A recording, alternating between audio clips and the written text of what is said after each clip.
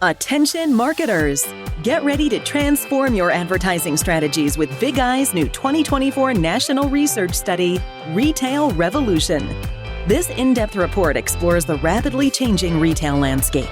You'll find valuable consumer insights across key areas, including shopping behaviors, direct-to-consumer brands, sustainability, brand collaborations, retail advertising, influencer marketing, and AI.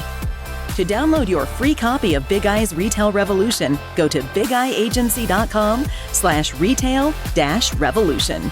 That's bigeyeagency.com/retail-revolution. Reshaped by technological advancements, new consumer preferences, and global events, Big Eye's Retail Revolution is your guide to the future of retail marketing and advertising. Join the Retail Revolution. Coming up in this episode of In Clear Focus. Focus groups are just essentially group conversations. It's really a dynamic of having multiple perspectives so that you can make sure you're seeing all sides and views of a topic. You're listening to In Clear Focus, fresh perspectives on marketing and advertising, produced weekly by Big Eye, a strategy-led full-service creative agency growing brands for clients globally. Hello, I'm your host, Adrian Tennant, Chief Strategy Officer. Thank you for joining us. We're publishing this episode of In Clear Focus on July 9th, 2024, which has been designated Global Focus Group Day. To celebrate, we're going to explore the enduring popularity of this method, which has become a cornerstone of qualitative market research. Focus groups provide insights that shape brands' marketing strategies and advertising campaigns, as well as those of politicians and their parties, of course. Our guest today is an expert in consumer behavior and qualitative market research. Jeanne Corrigan is a strategist with over 20 years of experience who combines digital technologies with human connection to give her clients a more in-depth understanding of their audiences. Jeanne has helped shape strategies for many long-term clients, including Arizona State University, American Greetings, Navy Federal Credit Union, and Nestle, to name just a few. And she's also a contributor to Big Eye's research and strategy team. To discuss the appeal of focus groups, how they can inform brand strategy, and help craft more inspiring creative briefs, I'm delighted that Jeanne is joining us today from Austin, Texas. Jeanne, welcome to In Clear Focus. Thanks. I'm glad to be here. And happy Focus Group Day. Yes, it is. Jeanne, could you start by explaining what focus groups are and how they differ from other forms of market research? Sure. Focus groups are just essentially group conversations, and they can be large and have 10 to 12 people, or they can be smaller and have 4 to 5 people. It's really just a dynamic of having multiple perspectives so that you can make sure you're seeing all sides and views of a topic. So if you want to talk to more people at one time in a cost-efficient way, focus groups are an option when you don't want to take the time and expense to do one-on-one interviews and then synthesize all that information. You can get a lot of input at once. How do the brand marketing teams you work with typically use focus groups? A lot of times it's to get an in-depth understanding of their audience, who they want to develop for, communicate with. And so they can hear the consumer talk about the brand or a concept in their own language, understand the differences between segments. It can inform strategies and decision-making when they're in their beginning stages and you really need to land on the most consumer-driven perspective. Well, I mentioned that today is Global Focus Group Day. How did focus groups develop into the research methodology we know today? Well, it really started in the 40s when the government wanted, as part of the war effort, to see what messages consumers supported, from bonds to different ways of supporting the war effort. And that was really a non-consumer, non-CPG way of looking at it. But then in the 50s, as modern advertising agencies, brand strategists evolved, along with the big products and CPG brands, they wanted to be able to understand consumers. And there was a lot of pioneers, a lot of people at the beginning, but Saul Ben-Zeev was really a pioneer. He helped develop focus groups as a consumer marketing methodology. Now, you mentioned Saul as a pioneer in the field. Could you share a bit more about his contributions? Sure. And his Global Focus Group Day is July 9th, which happens to be his birthday. And he's really one of the first qualitative practitioners. He started in the 60s. He created two really prominent research companies. And so his approach was really the open and flowing discussion rather than a straight Q&A, where he could uncover new insights, follow the consumers where they led as far as understanding motivation, how their perspective on things. So it was much more human-centered in a lot of ways and participant-led rather than moderator-led. And then he opened, I think it was in the early 80s, that he opened the very first modern focus group facility.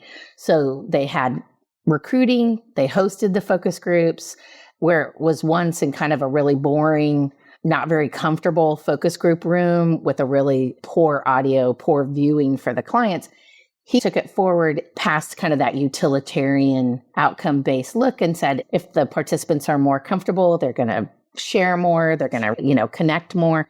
If the clients have a better experience, if they can see the participants connect with them better, then everybody, it kind of moves beyond this functional process to more of an experience with more flexibility.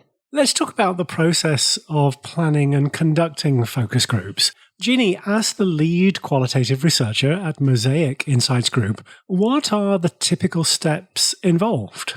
Sure.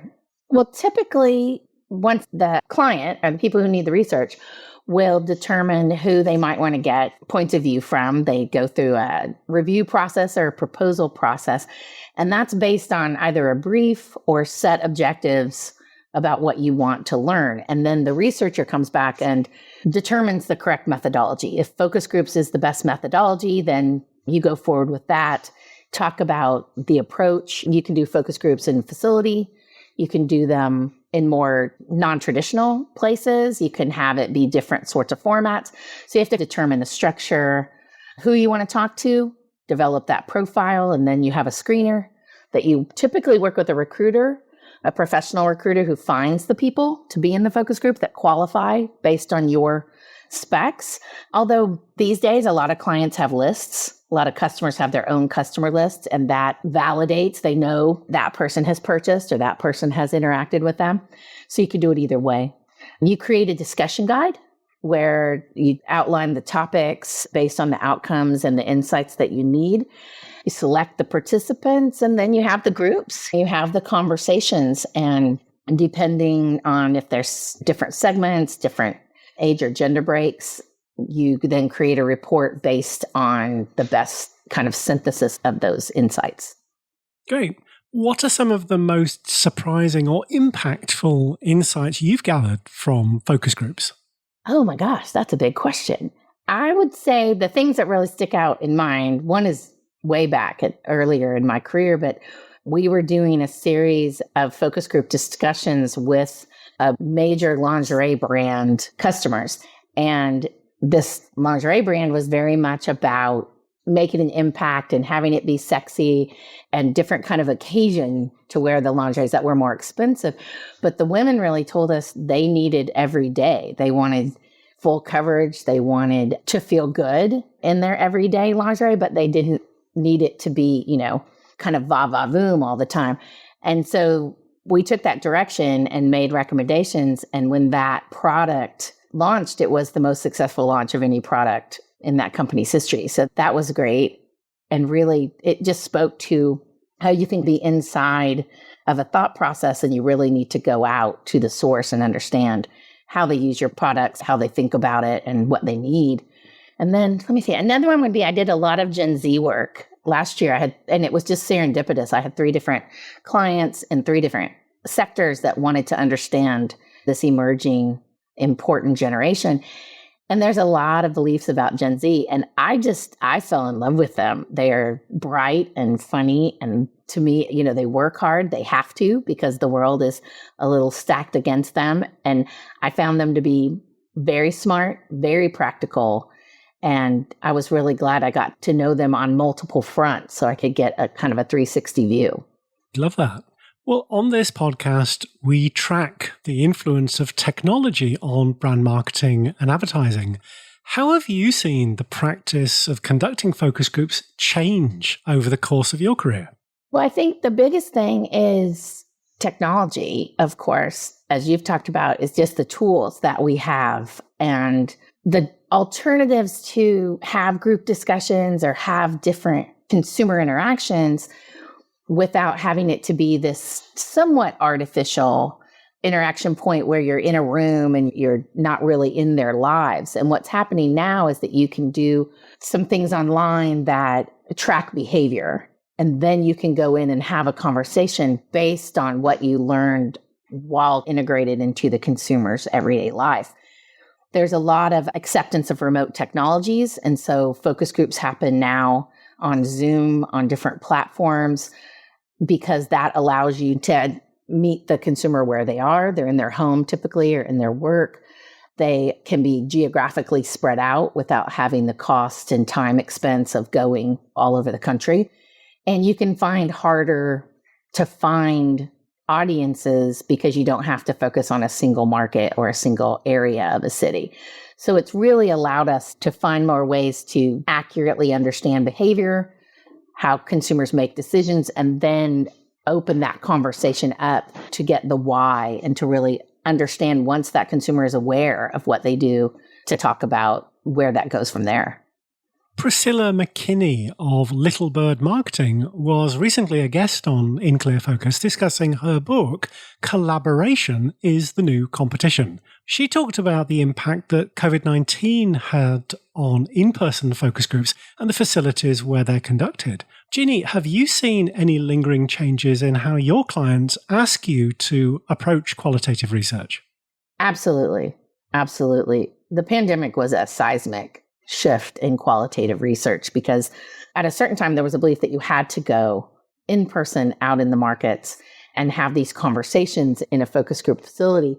And now because of the acceptance of remote technologies, which was not universal before COVID-19, because colleagues and I had been trying to pitch projects that were more remote or that were multidisciplinary, where you might have an online piece and an in-person piece. And there was a fair amount of resistance, but once COVID hit and everybody was at home and that was the only way you could do it, it really did turbocharge the acceptance of and the understanding of what you could do with those remote technologies. So what's interesting is you can really evaluate now what's needed. Is it important to travel to certain destinations? Do you need geographic diversity? If you want more people, it's kind of what we call like a quali-quant sort of study, you can add more people within your budget and have it go further if you're going to stay remote or do a combination of those things. So it gives us a lot of flexibility and a lot of ability to really tailor the methodology and the way we do things that meets the client's needs, both objective and insight wise, as well as financially. Let's take a short break. We'll be right back after this message. I am Sachiko Shoing, the author of How to Use Customer Data, Navigating GDPR, DPDI, and A Future with Marketing AI. My book provides a practical and user-friendly guide to ensure your data-driven marketing complies with GDPR and other regulations. I break down key concepts and explain how to balance customers' privacy concerns with the latest innovation in data-driven marketing. As an In Clear Focus listener, you can save 25% on how to use customer data when you order directly from my publisher at koganpage.com by entering the exclusive promo code BIGEYE25 at checkout. Shipping is always complimentary for customers in the US and the UK. I hope my book helps you navigate the complex world of data-driven marketing while building customer trust for sustainable long-term value. Thank you. Welcome back. I'm talking with Jeanne Corrigan, a consumer behavior strategist and expert in developing, moderating, and analyzing qualitative focus groups. Are there any categories or circumstances where in-person focus groups are really necessary, that for whatever reason, they just don't work online? Yeah, I think it's both categories and situation, because remote can work in a lot of situations. But if you need people to work together or to really play off each other and have a back and forth brainstorming or iterative conversation, then in-person works a whole lot better. If you want to do anything with shopping, if you want to be in a store or have them recall products or present things in front of them, then in person is much preferred, because the immediacy and it's very hard at this point in our evolution for people to remember why they do what they do or even be aware of it. There's so much information that we take in now every day. If they're reacting in the moment or they're determining product development or product usage as a group dynamic, and if you're ideating in product development to move something forward and you're really talking about possibility, then in-person is preferred and I think much more effective. You can do messaging, you can do concept testing and different things remotely. It depends on if you just want reaction or if you want to build from that. It's really how much you need to pull out and have that dynamic between the moderator and the participants that determine which is a better fit. And what are your thoughts about testing packaging designs, particularly for CPG, where there may be a variety of packaging solutions under consideration?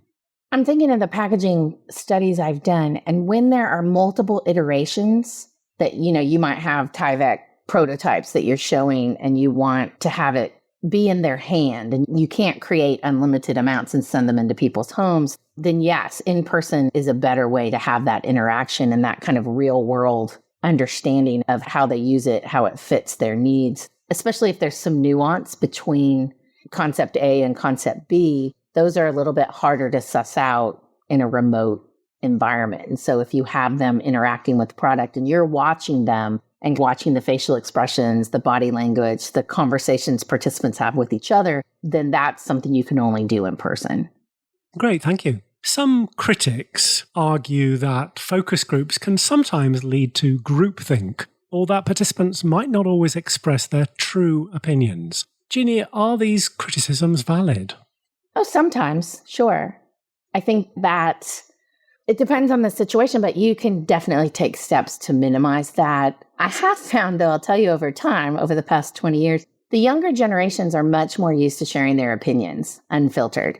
And they feel like telling you how it is in a realistic sense, so positive or negative. I don't see a lot of hesitation with them. There's not a real desire to be polite at the expense of what's real or what the truth is. So while I think in a more polite society where we were less direct, that was a bigger problem. But I find that there's a lot of different viewpoints that come to bear, and rarely do I see people just agree, and I don't feel like they actually agree. But you can also take steps to minimize that in the conversation. I typically do some type of pre-work or online board to anchor people to their behavior and to their responses. And so you can start from there and get them in that mindset and in that foundation of speaking from their own place of truth and their own point of view. You can also capture answers individually and then share them and discuss them as a group. Or if you feel like somebody's going along, you start with them. You ask them first to weigh in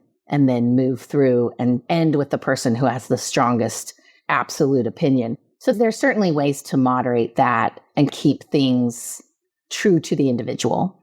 As you know, we love examples on In Clear Focus. So Jeanne, could you walk us through a recent focus group you moderated? Sure. A recent in-person, and it was the first time I'd done in-person in a minute, and it was in a facility. And the reason we did that is because it was a really iconic product, but it was in the business-to-business space. And the product team wanted their users, people that are already using this product, to see it, to interact with it, to see some prototypes, because they were talking about how to evolve this product design forward. And they didn't want to do anything that would lessen the value or take something away that was really valuable. And they wanted to really brainstorm and have a wide blue sky view of what the possibilities were to enhance the functionality and the value of this it was a really workhorse piece of equipment. And so we needed to find a really distinct and specific target audience. And that was the biggest challenge, was really finding the right people in these two cities to come and have conversations. They hadn't done research on this very successful product in a while. And so it really did inform the decisions going forward about the strategic brief of how to move forward, what were the priorities and what was less important. And it was an interesting project just on multiple fronts. We're seeing artificial intelligence's impact across many aspects of marketing and advertising, including market research. This includes the ability to conduct interviews online using AI bots in place of human moderators. These can not only change their questions based on the participants' responses, but also conduct the interview in whichever language the participant is most comfortable with. Jeanne, how do you foresee focus groups evolving? Will human-moderated groups with real people remain relevant? Absolutely. I see AI as a partner, as a way to make things more efficient, to possibly involve more people and have those conversations. But while AI can generate human-like back and forth discussion or text questions, the interpretation of those answers, the judgment really stays with the human moderator, the human researcher. So there's a lot of work intense parts of qualitative. It's a very kind of hands-on, and when you do the analysis, it can be work intensive. And so if you have the ability for AI to help you net some themes or look at some patterns, because that's what it's really good at, then it frees us up to what we're very good at, which is understanding human behavior, human insights, and see what's possible. AI can create themes. AI is good at patterns and understanding existing data. But as far as interpreting the meaning or the motivations behind certain decisions or certain input, there's no body language with AI. There's no understanding what's being unsaid or what's, kind of the nuances between audience segments and different things. So I think AI can tell you what already happened, but it doesn't help you know what's next. And that's where I think qualitative, human-centric qualitative will always have a place. For brand managers or advertising professionals listening who haven't used focus groups before, what advice would you give them on getting started? I think you have to, first go through the blocking and tackling of what do you need to learn? What actions are going to be made or informed based on this research that you're doing, and determine if groups are the best methodology. So you can be very intentional about who you want in the research, because the consumers that you include really define the quality and really the relevance of the input you're going to get. So there's a lot of ways to think through it, though. If you don't have a big budget, you can be pretty streamlined about it. There's a lot of guerrilla ways to do group discussions. It doesn't have to be this very formal process. You can do it a lot of ways. And you can see kind of how, if there's a way you want it to be new and engaging, if let's say it's ideation or a consumer collaboration, you can bring the client and the consumers into the same room and really have them take down the two-way mirror and put people in the same room and go back and forth about the learnings and the insight and the development. So there's a lot of ways to do it. You don't have to be really tied or tethered to any one thing based on your needs. And of course, for me, I would say you want to work with an experienced researcher who can get, the most value and the most output from that investment. Now, if anyone listening is considering a career in market research, what advice would you give them? That's interesting. It's really, what is your natural strengths? I think you really have to understand what it is that your aptitudes take you. So if you want a right answer, if you want pure analytical, can prove it out and project it, that's quantitative. And there's a lot of ways to go into quantitative. If you like to really understand human behavior, really dig underneath what people are saying and can connect with them and resonate with them and be in a place where they will share with you, that can go to qualitative. So I think first you have to decide who you are and what path you go down that way. And then there's a lot of ways to be in research now. There's online platforms, both qualitative and quantitative. There's big community groups like C-Space, and Dynata has huge communities. And so there's a lot of ways to be in research that there weren't 20 years ago. So it's a way of really researching what's available and what's the best fit for you. And what's next for Mosaic Insights Group? Do you have any upcoming projects that you can share with us? I do. I actually have some fun things coming up. I'm working on, for a long-term client, a project about financial well-being, because that's a huge subject right now. It's like, what does it mean in today's world to feel financially secure, to feel like you have your questions answered and that you're on a path that will, get you where you want to go? I think the whole idea of financial well-being has been changed, how secure we can feel with how much uncertainty there is in the world. And then on the flip side, I have a project in the fall about social expression, online messaging, greeting cards, how people connect, shop, what messages they want to say, how they want to celebrate different occasions. So I really have kind of both sides of the human experience right now coming up. Yeah, that does sound like fun. Well, it's been a great conversation, Jeanne. If listeners would like to learn more about Mosaic Insights Group, what's the best way to contact you? They can email me at Jeanne, Jeanne, at Mosaic, MOSAICIG.com. Jeanne, thank you very much for being our guest on In Clear Focus. Thank you. I had a great time. Thanks again to my guest this week, Jeanne Corrigan of Mosaic Insights Group. As always, you'll find a complete transcript of our conversation with timestamps and links to the resources we discussed on the In Clear Focus page at bigeyeagency.com. Just select Insights from the menu. Thank you for listening to In Clear Focus, produced by Big Eye. I've been your host, Adrian Tennant. Until next week, goodbye.